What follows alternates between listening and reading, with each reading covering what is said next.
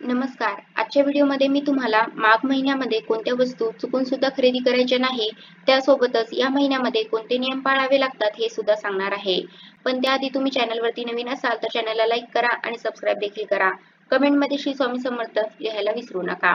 30 जानेवारी गुरुवारपासून माघ महिना सुरू झालाय. माघ महिन्यामध्ये चुकून सुद्धा या वस्तू खरेदी करू नका, नाहीतर आपल्याला खूप पश्चाताप होईल. माघ महिन्यामध्ये या वस्तू खरेदी करणं हे खूप अशुभ मानलं जातं. या उलट तुम्ही काही वस्तूंचं दान पण करू शकता. तर ही सगळी माहिती मी तुम्हाला आजच्या व्हिडिओमध्ये सांगणार आहे. माघ महिना खूप महत्त्वाचा आहे, कारण या काळामध्ये विविध सणवार केले जातात. यासोबतच या महिन्यामध्ये काही नियम पाळावे लागतात. काही नियमांचं पालन आपल्या घरामध्ये केल्यामुळे सुख समृद्धी नांदत असते. जसं की मी तुम्हाला सांगितलं, 30 जानेवारी पासून माघ महिना सुरू झालाय. तर माघ महिन्याचं महत्त्व काय? या महिन्यामध्ये स्नान, दान या आध्यात्मिक कार्यांना खूप महत्त्व दिलं जातं. माघ महिन्यामध्ये काही गोष्टी आवर्जून करायच्या आहे, काही गोष्टी टाळायच्या आहे. तर या माघ महिन्यामध्ये कुठल्या वस्तू खरेदी करू नये, तर या वस्तू खरेदी करणं टाळलं गेलं पाहिजे. तर सगळ्यात पहिलं म्हणजे चांदीची काही नाणी, चांदीची भांडी घेणं टाळायचं आहे. पितळेची भांडी या महिन्यामध्ये खरेदी करू नये, कारण या वस्तू जर तुम्ही माघ महिन्यामध्ये खरेदी केल्या तर त्याचे अशुभ परिणाम आपल्या घरावर होतात.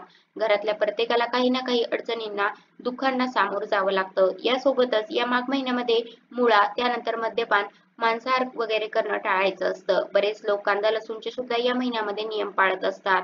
तुम्हाला शक्य होईल तितक्या गोष्टी पाळा, कारण हे तर नियम आहेत. बाकी पाळणं न पाळणं तुमच्यावर आहे. पण या वस्तू तर आवर्जून खरेदी करू नका, कारण मग आयुष्यभर आपल्याला गरिबी, दारिद्र्य याचा आपल्याला सामना करावा लागतो. अडचणींना सामना करावा लागतो. म्हणून माघ महिन्यामध्ये या काही वस्तू, जसं मी तुम्हाला सांगितलं, चांदीची कुठलीही छोटी मोठी वस्तू किंवा पितळेची भांडी आपल्याला खरेदी करायची नाही. माघ महिन्यामध्ये तुम्हाला विष्णूंची सेवा करायची आहे, गणपती बाप्पांची सेवा करायची आहे. हरे कृष्ण हरे राम हे भजन आपल्याला ऐकायचं आहे. हा महिना कृष्णांना सुद्धा समर्पित असतो. तर त्यामुळे या महिन्यामध्ये काही गोष्टी अजिबात करू नका. या महिन्यामध्ये काही वस्तू जर तुम्ही दान केल्या तर त्याचा खूप लाभ होतो. तर वस्तूमध्ये सगळ्यात पहिली वस्तू म्हणजे तुम्ही अन्नदान करू शकता. त्यानंतर तुम्हाला गरजूंना तीळ दान करायचे आहे, किंवा एखादी वस्तू जर तुम्ही दान केली, तुम्ही म्हणाल तिळेचं ते काय करणार आहे, तर एखादी वस्तू दान करा. त्याच्यासोबत चिमूटभर तुम्ही पांढरे तीळ द्या. त्यानंतर या महिन्यामध्ये गूळ, घोंगडी म्हणजे आपण एखादं ब्लँकेट म्हणू शकतो, लोकराचे कपडे सुद्धा दान केले जातात. सिग्नलवर आपण बघतो अनेक लहान बाळ उघड्यावर असतात, त्यांना तुम्ही लोकराचे स्वेटर, सॉक्स असं काही तुम्ही दान करू शकता. तीळ दान करू शकता. तर या वस्तू माघ महिन्यामध्ये दान केल्यामुळे आपल्या कुटुंबामध्ये सुख शांती नांदते. समृद्धी टिकवून ठेवायची असेल तर या गोष्टी आपण दान केल्या पाहिजेत. त्याचप्रमाणे पितरांच्या शांतीसाठी आपल्याला माघ महिन्यामध्ये या नियमांचं पालन करायचं आहे.